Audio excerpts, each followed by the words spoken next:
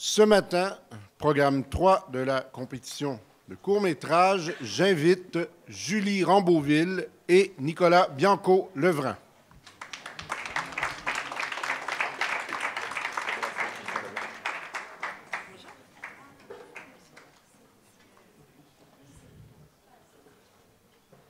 Nicolas, Julie, bonjour. Bonjour. Alors, cette année, au comité de sélection, on s'est retrouvé face à votre production pléthorique puisque vous aviez réalisé en cours d'année, je crois que c'était 5 films ou 4, oui. Comment être aussi prolifique, donc?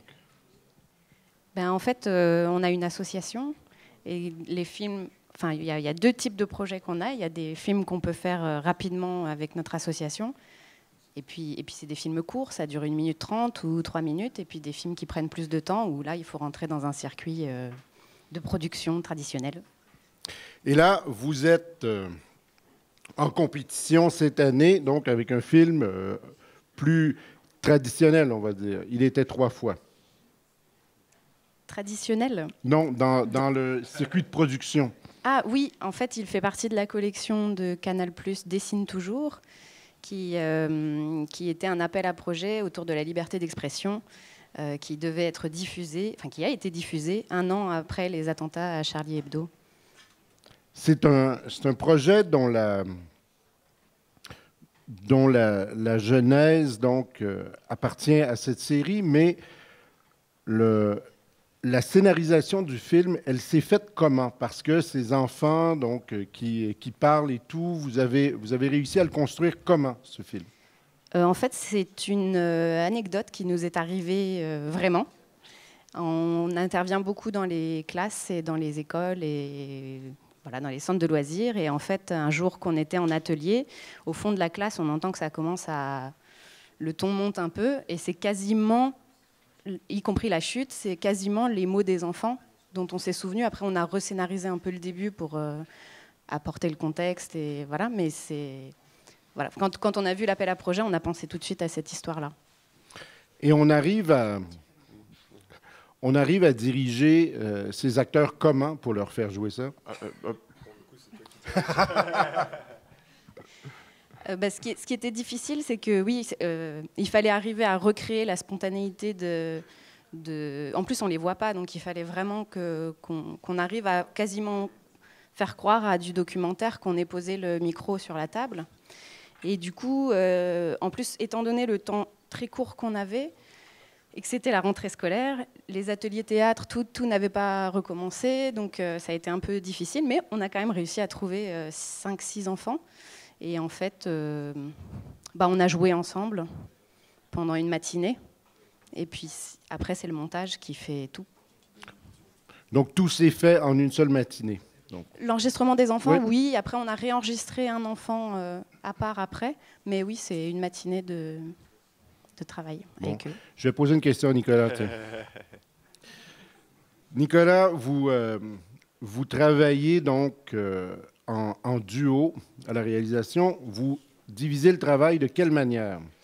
À tour de rôle. On a fait une 30aine de courts-métrages. Tour à tour, on écrit l'un et l'autre. Et ça permet pour nous, au travail, à chaque fois, de se poser sur l'un ou sur l'autre pour les différents projets. Après, on a quelques affinités l'un ou l'autre. Le son, entre autres, est beaucoup maîtrisé par Julie, notamment sur la direction des acteurs et des comédiens.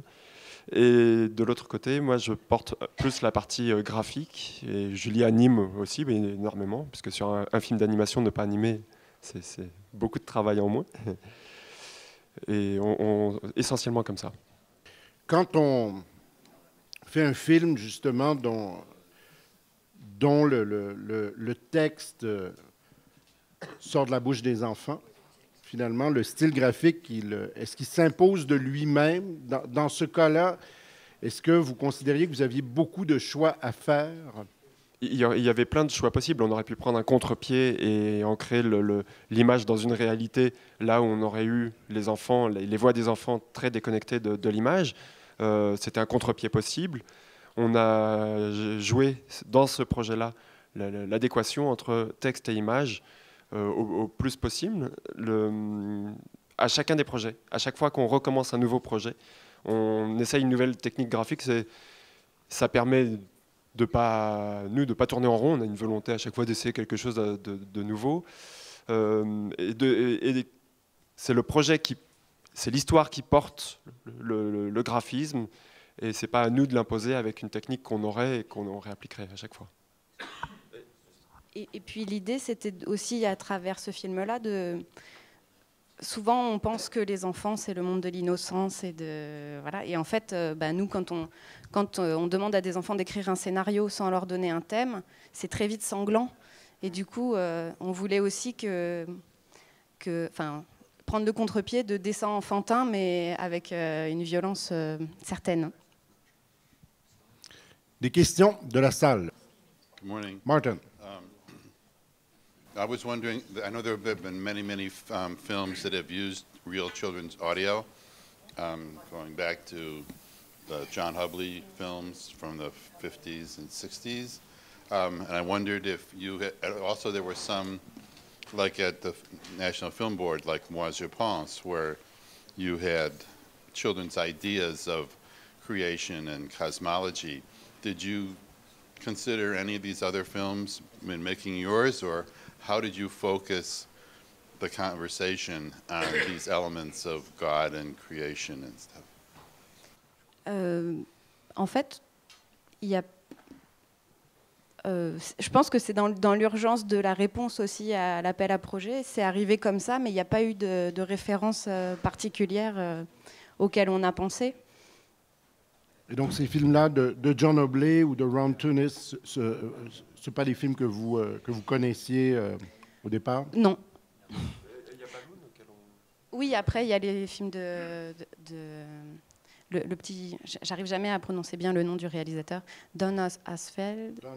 Don Hertzfeldt. Hertzfeldt, voilà, où effectivement les ballons qui s'en prennent aux petits garçons. Billy's Balloon. Voilà, Billy's Balloon. Donc, votre référence, elle était davantage graphique et dans cette relation assez agressive. Les enfants, lorsqu'ils dessinent, ils se font guider par l'idée. Ils commencent à dessiner le chevalier, puis il y a un cheval à faire. Ah zut, j'ai pas pensé que je mettais le chevalier sur le cheval arrive après, donc je le plaque dessus comme je peux dans la place qui me reste dans la feuille. Mais c'est valable aussi pour la manière d'appréhender beaucoup de choses et le monde pour des enfants, où ils rentrent par l'acte qu'ils connaissent et puis essayent de composer avec les éléments autour qu'ils ajoutent, tant et si bien qu'on arrive à des incohérences ou des associations un peu surréalistes. Il y a des tas d'expressions d'enfants où on est surpris de l'association d'idées qu'ils font, simplement parce qu'ils ajoutent les éléments les uns après les autres pour essayer de retraduire leur vision des choses. Et on a fait pareil graphiquement, et c'est ce qu'on a essayé de faire, nous, au dessin, un nombre de fois. On a travaillé, ça fait une quinzaine d'années qu'on travaille avec des enfants, et on le fait toujours régulièrement, même en continuant à faire beaucoup de films, on essaie de garder ce temps de travail avec les enfants. Et ça a été notre principale référence, la façon dont ils perçoivent le monde, le dessin, la représentation de l'espace, et ainsi de suite. Une autre question. Pierre-Yves Drapeau. Je me demandais, dans la façon que vous avez fait la trame sonore avec les voix, s'il y avait de l'improvisation pas mal et du montage ensuite aussi. Comment vous étiez arrivé techniquement à arriver à cette performance avec les enfants aussi réaliste, quoi? Non, il n'y a pas tellement d'improvisation. Le texte, tous les mots dits dans le film étaient écrits auparavant. Oui. Après, c'est la manière dont on a joué ensemble qui fait que ça fonctionne. Et en plus, on ne connaissait pas les enfants avant. Oui, c'était aussi, nous, le premier jour, moi je suis à grosses gouttes parce qu'on ne connaissait pas les enfants, on les a vraiment découverts au moment d'enregistrer. Merci. Et puis il y a Marie Doyeux aussi qui est la monteuse son et mixeuse du film qui a bien travaillé aussi. Julie, Nicolas, merci. Merci beaucoup.